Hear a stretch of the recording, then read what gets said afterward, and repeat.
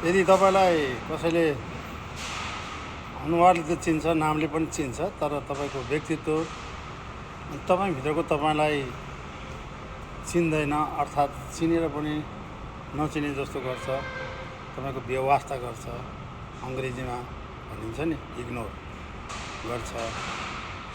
अब अझै भनौँ भने त्यो तपाईँलाई सम्मान अथवा तपाईँको आत्मा स्वाभिमानको कदर हुँदैन भने त्यो ठाउँमा तपाईँ नजानुहोस्।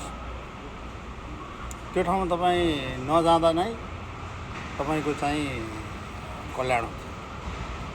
अनि जसले तपाईँलाई चिन्दैन, तपाईँको व्यक्तित्वलाई, तपाईँको आन्तरिक व्यक्तित्वलाई, तपाईँको भावनालाई चिन्दैन, बुझ्दैन र बुझ्ने प्रयास गर्दैन भने त्यस्तो ठाउँमा जानुको कुनै औचित्य छैन।